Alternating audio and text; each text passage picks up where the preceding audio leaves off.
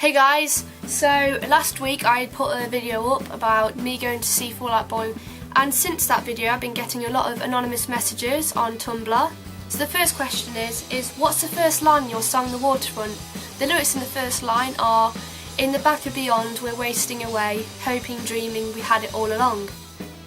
Boobs or bums? Okay, this was really hard. I'm going to have to go with boobs. Next question.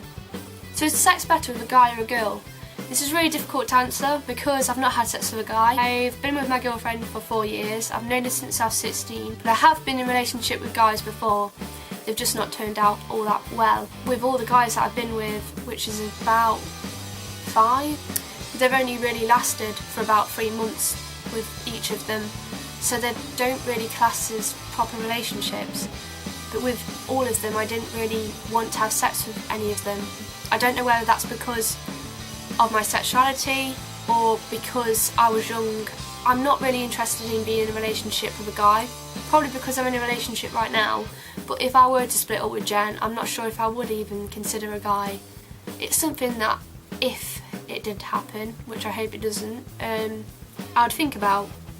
But in terms of my sexuality anyway, I don't really think about my sexuality all that much. I'm in a relationship, don't really need to think about it.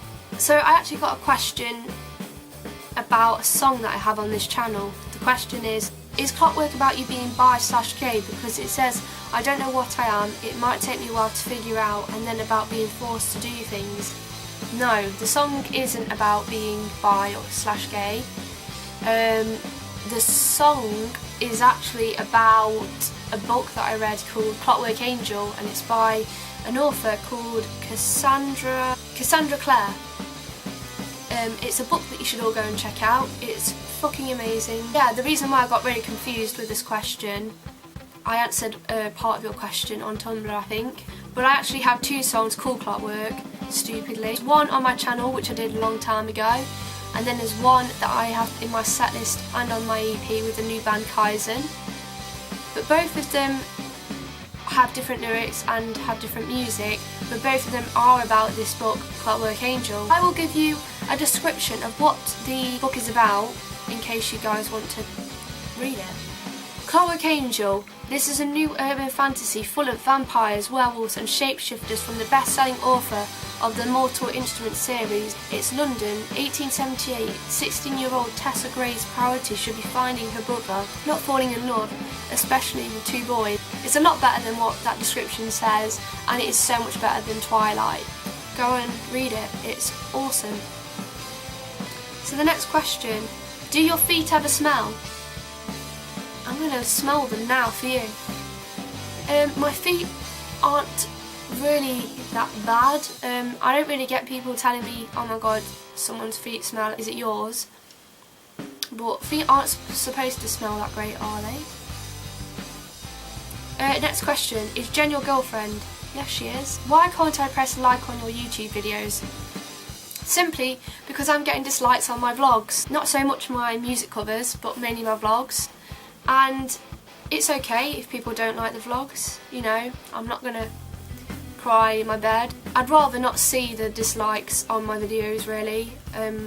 There's obviously people that want to see my vlogs, because I wouldn't be getting all these questions. And it seems to be the same number 7 dislikes on the vlogs, all on the same date at the same time, which is making me think perhaps it is one person just doing it. You know, it is how it is. Who's your favourite out of the band? Oh my god, how can you do this to me? This question. All of the lads in my band are amazing. I get on with all of them so much. All of them bring something so unique to the band. But I am a bit of an idiot. So is Dan, my bassist. So if I had to choose, it would probably have to be him. Purely because we are both idiots together and it makes me okay. But yeah, all the other lads bring something. You know, Dan's funny. Joe is new to the band, but he's probably the most good-looking one out of the band. And then there is Tom, who has the music and the guitar skill of a god. So they all bring something amazing. We all get on so well, and you know, I couldn't ask for nicer lads to be in a band with. I really couldn't. Next question, favourite author? Well, I've already given you one, Cassandra Clare, who does the Clockwork Angel book. John Green as well, who's really popular. He's done the story The Fault in Our Stars. But my favourite author of all time has to be Darren Shan. The books he does in the Vampire series, and they are fucking amazing. It's dark, and it's definitely not Twilight. It's so much cooler. Are you and Jen planning on getting married and having kids one day? Marriage kind of makes me cringe a little bit. We've not really thought too much into that, you know, we're only just thinking about moving in together. I absolutely adore kids though. I think I've got that from my mum. She works with babies and she also works with disabled children and disabled adults actually as well. Social worker slash supporter, not really sure. My mum's awesome. I think in the future me and Jen might consider marriage and having kids, just not now. We're 21, we don't even know what we want for dinner. Fanta or Iron Brew? I've only had Iron Brew twice in my life. Not a massive fan of it, so probably Fanta. And I quite like Fanta, so we'll go with that. Who's your favourite fan of the band? There has been one girl that has constantly supported my old band, who listened to my old bands, who recently came to our last gig, which was about 2 days ago. She's called Lindsay. She follows us on Twitter, so why don't you follow her on Twitter? The link's right there. She puts really funny tweets and she likes other cool bands, so go and follow her. Is that your band's music in the background of your video? It's cool that you've got some rough demos. Are you going to go to a studio and get some good recordings anytime soon? The music of my last video is indeed our music, and in terms of us going to a studio soon, we've not really thought about it because we have recently just done the EP, recorded them and everything ourselves. Just been a cheaper option and just an easier option for us really. Obviously we are students, we can't really afford to go into a studio right now. We kind of wanted to give it a go doing it ourselves, and we're really glad that we did because you guys can download it for free without having to buy it. We will probably be considering studio later down the line. We just have to find the right studio. I enjoy listening to your voice while I shower naked evil laughter. Now when I first read this I couldn't stop laughing. I don't really know what to say. I think it's cool that you listen to my voice. What songs will be on your set list for your next gigs? Well, the last gig we did at the Maze in Nottingham, the set list was All at Stake, Wish You Away, Fall Out Boy Young Volcanoes cover, Clockwork, Waterfront and Confessions.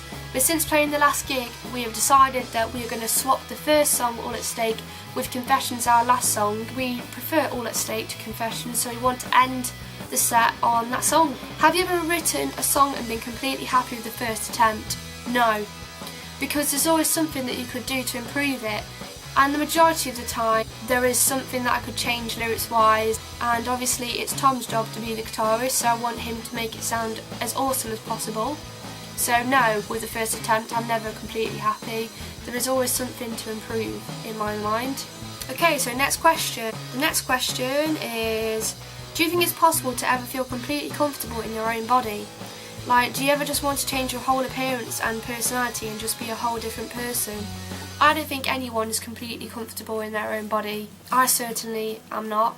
There are so many things that I am not comfortable with. Like, I'm not comfortable with my weight. I'm not comfortable with my teeth all that much. And, you know, there's a few things. I just don't think anyone's completely comfortable. When I was little, I used to have buck teeth really bad.